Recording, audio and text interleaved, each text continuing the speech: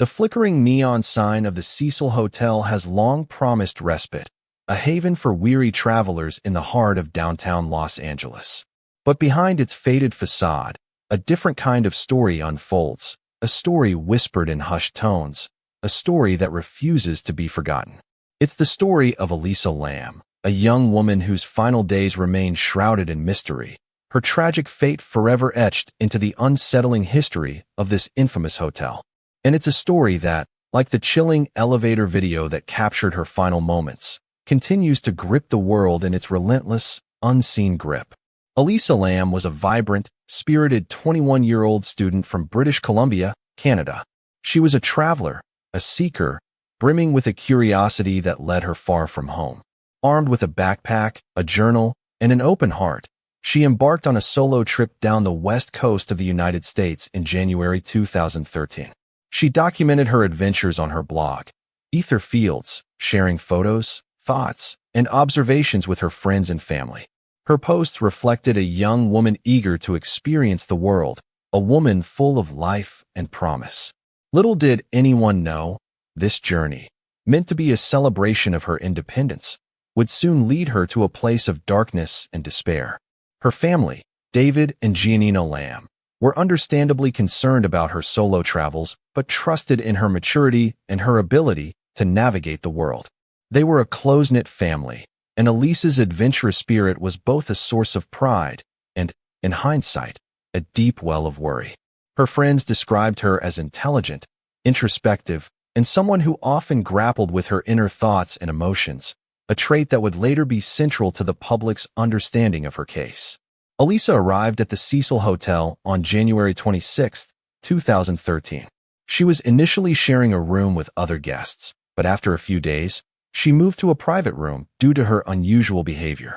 Accounts from fellow travelers at the time described her as seeming anxious, occasionally speaking to herself, and exhibiting behaviors that unsettled those around her. On January 31st, she vanished. The staff reported her missing. Her belongings remained in her room, untouched, a silent testament to her sudden and inexplicable departure. The only clue, a chilling and haunting video, captured her final known movements, a digital echo of a life abruptly silenced. The elevator video. This now infamous footage, recovered from the hotel's security system, is a harrowing glimpse into Elisa's last moments. The video shows her entering the elevator, pressing multiple buttons, and then behaving in a series of erratic movements. She leans out of the elevator, her arms flailing, her body contorting in ways that suggest extreme distress or a desperate attempt to escape an unseen threat. She presses buttons again, as if trying to escape the confines of the elevator, or perhaps to signal for help. She peers out into the hallway, her expression a mixture of fear and confusion.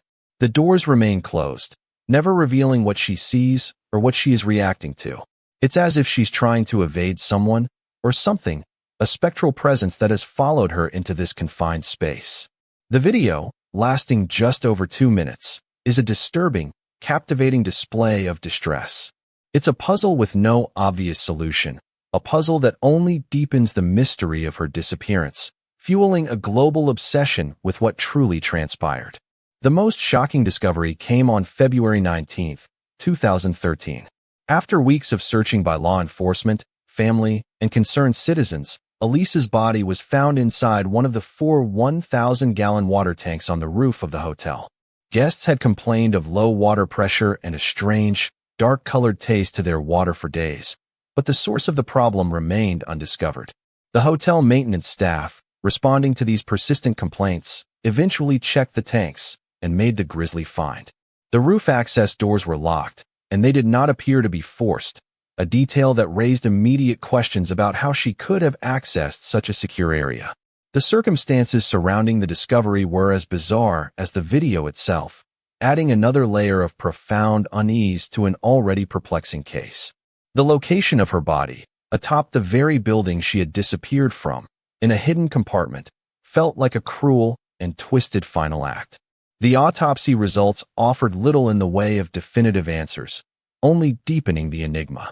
The cause of death was ruled as accidental, with no evidence of trauma or foul play, a conclusion that many found difficult to reconcile with the unsettling nature of her disappearance and discovery. The toxicology report revealed that Elisa had been taking medication for bipolar disorder, but the levels were within the therapeutic range, suggesting her medication was. The coroner concluded that she likely drowned, and that the cause may have been related to her mental state, perhaps a severe psychotic episode leading her to climb onto the roof and into the tank. However, the details provided an incomplete picture, and the numerous unanswered questions became impossible to ignore. How did she get onto the roof? Why the water tank? And what was she so afraid of in that elevator?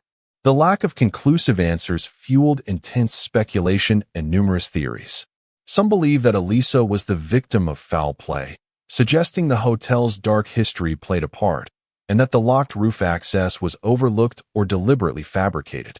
Others focused on the possibility of suicide, given her diagnosed mental health issues, though the elaborate and unusual nature of her death made this theory less palatable for many. Some pointed toward the possibility of an accidental fall or the chance of a psychotic episode leading her to climb onto the roof and into the water tank. The elevator video was scrutinized countless times by amateur sleuths and online communities, each frame analyzed for hidden clues.